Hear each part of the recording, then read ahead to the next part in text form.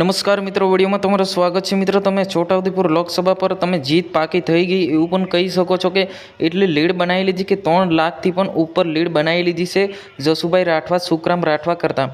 મિત્રો, તમે અંદાજ લગાવી શકો છો કે જીત પાકી થઈ ગઈ છે એવું પણ કહી શકો છો। જ્યાં મિત્રો વાત કરવામાં આવે તો અત્યાર સુધીમાં 7:30 વાગ્યા લઈને 11:30 વાગ્યા સુધીની વોટિંગ ગણતરીમાં ધ્યાન આપીએ તો 3 લાખથી પણ ઉપર ટાર્ગેટ થઈ ગઈ છે જસુભાઈ રાઠવાનું અને સુખરામભાઈ રાઠવા એટલા પાછળ ચાલી રહ્યા છે।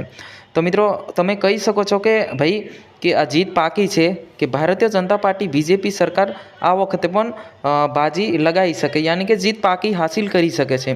અને એક બાજુ જોવા જઈએ તો ચેતરભાઈ વસાવાનું પણ ખૂબ સરસામાં નામ હતું, પરંતુ આ વખતે ચેતરભાઈ વસાવા પાછળ ચાલી રહ્યા છે, મનસુખભાઈ વસાવા 96,000થી આગળ ચાલી રહ્યા છે। પરંતુ મિત્રો, એ ભરૂચ લોકસભા ચૂંટણીની જો બેઠક છે એ તો બાજી પલટાઈ શકશે, પરંતુ આપણે છોટાઉદેપુરની વાત કરીએ તો જસુભાઈ રાઠવા ખૂબ આગળ ચાલી રહ્યા છે, સુખરામભાઈ રાઠવા 3 લાખથી પણ નીચે ચાલી રહ્યા છે।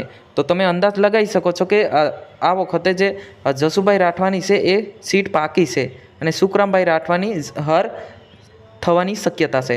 પરંતુ મિત્રો, હજુ તબક્કા બાકી છે અને છેલ્લે રિઝલ્ટ આપણને ટૂંક સમયમાં મળવાનું છે। મળતાની સાથે તમને માહિતી પણ મળી જશે। તે પહેલાં હજુ સુધી અમારી ચેનલને સબસ્ક્રાઈબ ના કરી તો સબસ્ક્રાઈબ કરી મૂકજો, કેમ કે આપણે લાઈવ ટ્રેક વિડીયો બતાવી રહ્યા છે।